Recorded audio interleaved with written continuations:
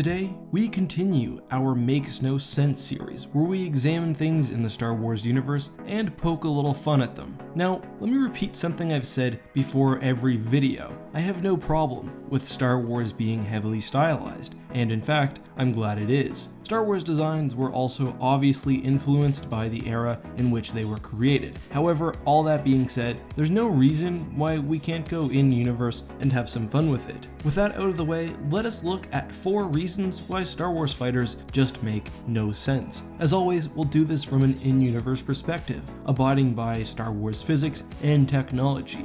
At the end, I'll also sum it up and talk about my perfect fighter design. The first reason starfighters make no sense is sort of a two-parter and has to do with how the craft itself is piloted. As evidenced by the movies and the expanded universe, pilots in starfighters rely largely on their actual vision and sight when piloting a craft. So when trying to identify enemies or avoid asteroids, or even just land their vessel, they're actually sitting in a cockpit, looking out a window and relying on that information. The first subpoint is maybe that's not the best way to do things. I know from previous videos that you guys don't like the idea of totally removing windows inside a starfighter, and I think in case there's jamming or power failures that does make sense, but the pilot's experience should be more heavily augmented by technology, although perhaps there's some sort of limitation preventing that. Which brings me to my second point. Given that visual scanning and line of sight is important, many starfighters are designed with just terrible fields of view. Now, this isn't uniform. The X-Wing, for example, has a fighter jet style canopy, which allows pilots to see a full 270-degree field around them,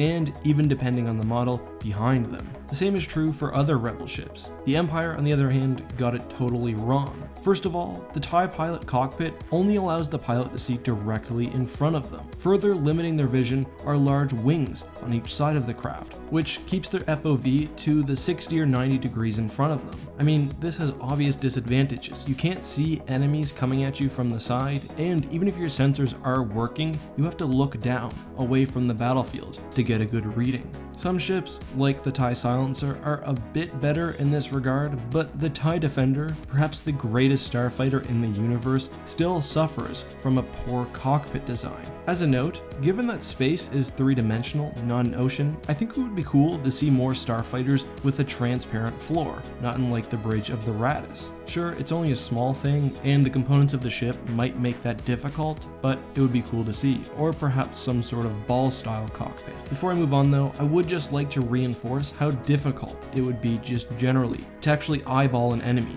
You have a small, probably dark ship flying through the blackness of space, while you also have explosions and enemy fire, but I accept it as part of the universe. Let's move on to my second point. Fighters seem to be leaving a lot of maneuverability on the table due to only possessing one set of rear thrusters. Honestly, I'm unsure how Star Wars ships make their advanced maneuvers or even slow down with only rear engines, but even if we ignore the Star Wars-y science here, we can still see areas where starfighters could be improved. Now, you do see this rarely, but if I were designing ships in the Star Wars universe, they would have thrusters all over them, not just at the rear. This would allow them to easily and quickly move laterally, up and down, or backwards, which you almost never see them do, except in atmosphere. Imagine, you've got an enemy chase you, you hit your rear thrusters, and you not only stop, but start moving backwards. I think it's obvious how this would add an advantage during combat. I'll leave this discussion for someone who knows a bit more about science, but there's a lot of room for lateral and different types of movement in Star Wars dogfighting. Next, we have weapons placement, and with the exception of some bombers and a few heavy starfighters like the ARC 170, starships almost always have exclusively forward-facing cannons. Look at the X-Wing, for example. 4 cannons, all which can only hit targets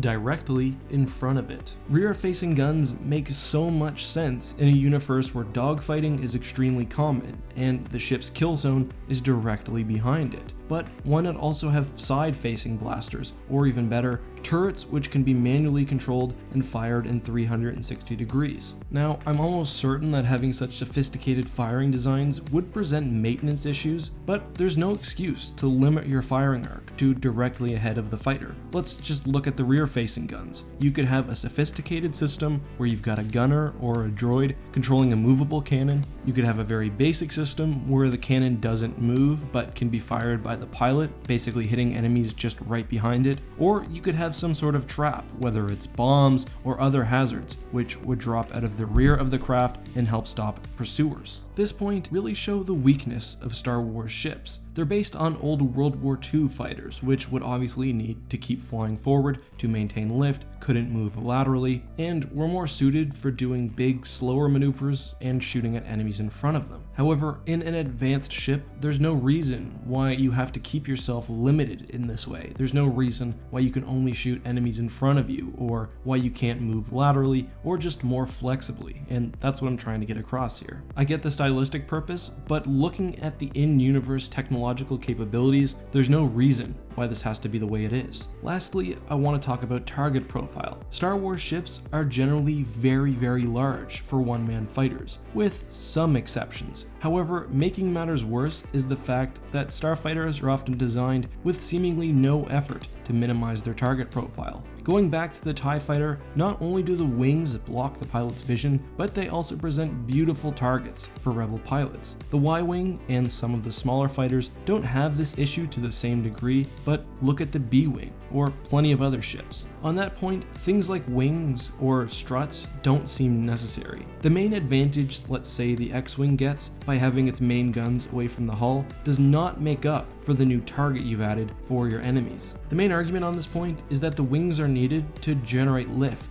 when in atmosphere. Not only is that untrue due to the presence of anti-grav and repulsor lift technology, it's still not worth making your craft worse in atmosphere, where it will spend the vast majority of its time fighting. Removing the wings of the X-Wing outright, or perhaps making them shorter if they need distance due to heat cooldown or something, would make the craft not only more effective, but would remove one of its main vulnerabilities, its large size, especially from the rear. The whole TIE Fighter line, on the other hand, at least the main ships, seem to be more or less unsalvageable without a major redesign. What would my perfect starfighter look like? Well, let's start with the A-Wing. It's fairly small, it's got a good target profile, and it has a nice canopy for the pilot to see out of. Remove those fins over the engine, I don't think there's any reason a starfighter needs extra stabilization or whatever they're supposed to do. Add thrusters basically anywhere you can. This will slow down the ship's overall speed, but will allow for the A-Wing to move in a way that most starfighters can't, a worthy trade-off in my opinion. And if possible, either add a rear gun or take the two weapons on the side and put them turreted on the top and bottom of the ship. Obviously keep them locked forward unless you have a pilot or a computer which can effectively track enemies, but the main thing we're looking for here is just better fields of fire. Obviously the A-Wing is already decent in that respect because its weapons can swivel, but I think we can do even better. Or at least that's my opinion. Do you agree with me? What do you think of my starfighter? Am I getting it all wrong? Make sure to let me know all of that and more down in the comment section. Thank you guys as always for supporting the channel. I just want to take a second and plug my Patreon. I know I don't do it often, but it really helps me out, especially if views get rough or I can't post as much in a given month, and I just really appreciate your guys' support there and of course on here.